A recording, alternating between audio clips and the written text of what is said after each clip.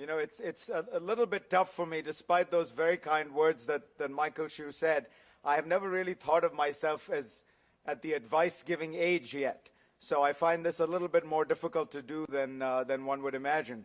There's this wonderful scene in Woody Allen's Radio Days where the young Woody Allen is listening to the radio.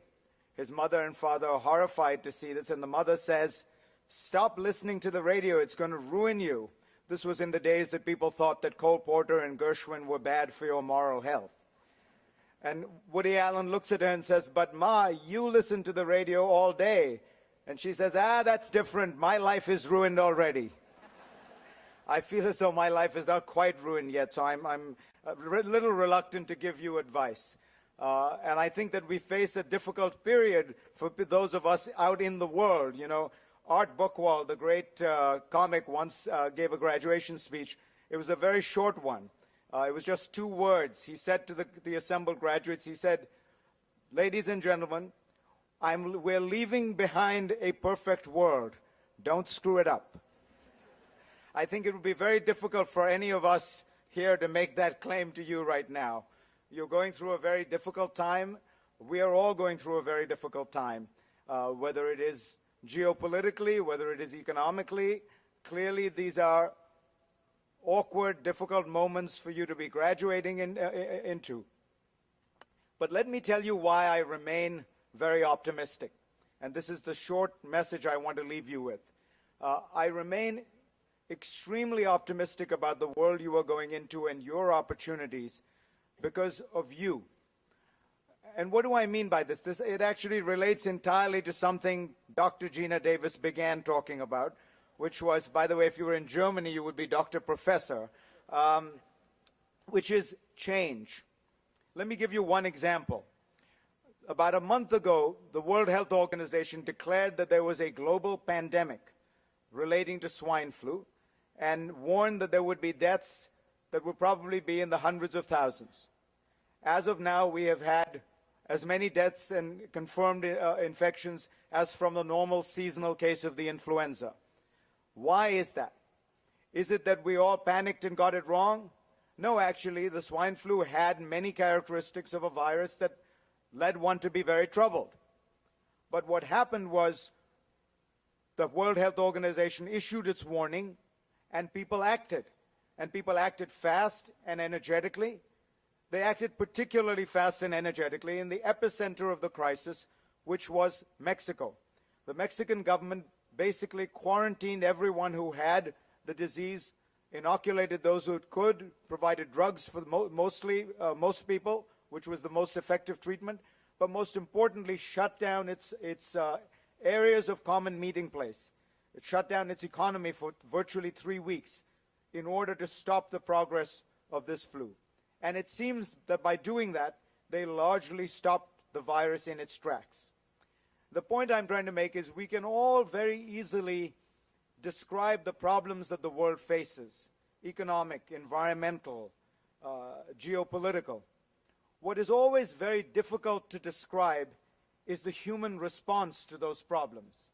So that in the 17th century, in the 1760s, a dour English cleric, Thomas Malthus, predicted that England was going to run out of food and that its population would starve in a famous essay called the Essay on Population. Malthus was entirely right in describing the problem. He did not understand the human response. England invented an agricultural revolution, then an industrial revolution, went on not simply to feed its people, but a large part of the world. If you look at the current economic crisis, we can all describe all the problems we face. But it is very difficult to know what you will do in response to it, what we will do in response to it, what government will do, what industry will do, what nonprofit organizations will do, and how the collective human response will thus change history. If you look at the last 200 or 300 years, it is really a story of challenge and response. And it is much easier to describe the structural challenges we face than to describe the human response to those challenges that will change history. So if you ask me what the future holds, I don't know, because I don't know what you will do. And it really is up to you to decide what you are going to do. But you will do something, because in every small way that you act as productive economic beings, as moral beings, as social beings. And in all those actions, when collected together, you change history. So that is my simple message to you. Recognize that you are the change you seek, that you are the great agents of change in the world, that when you look at all these forces, the rise of China, the rise of India, whatever it is, remember, you can adapt to them, you can embrace them, you can respond to them in ways that will better your life, better the lives of your society. You cannot ignore them, you cannot fight them, but what you can do is adapt and make the world a better place. It is an extraordinary moment to be coming into, because for the first time in human history, people around the world are achieving some level of human dignity in terms of their rise out of poverty. If you had asked me 30 years ago how many countries were growing at 4% a year, that number would have been about 30. Today it is about 130. So you have an extraordinary new world out there with all kinds of human talent being unleashed. And to have those many people consuming, producing, investing, dreaming, singing, praying, this has to be a good thing. And it's a world that ultimately is going to have many, many more opportunities than the world that I grew up in and that my parents grew up in. Finally, you ask me, what does this mean in terms of what industry I should go into? I don't know. I don't know whether nanotechnology or biotechnology is the way of the future. I don't know whether you should become investment bankers or artists. Investment banking isn't looking so hot these days, though. But I will tell you something very simple and obvious, which is that it is likely that human beings will find fulfilling and will be rewarded for the same qualities that they have been rewarded for 5,000 years. And that is intelligence, hard work, honesty, a sense of character, loyalty to your family and friends, love and faith, perhaps above all love and faith.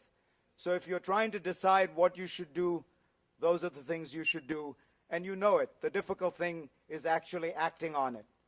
So I leave you with that simple advice, that if you're trying to figure out what to do in the future, for 5,000 years, people have built statues to men and women who have had those characteristics. They are likely to do the same. Well, they won't build statues anymore. They'll build weird modernist pieces of art and mobile sculptures with strange doodads on them, but you get the general point. Ladies and gentlemen of the class of 2009, Godspeed.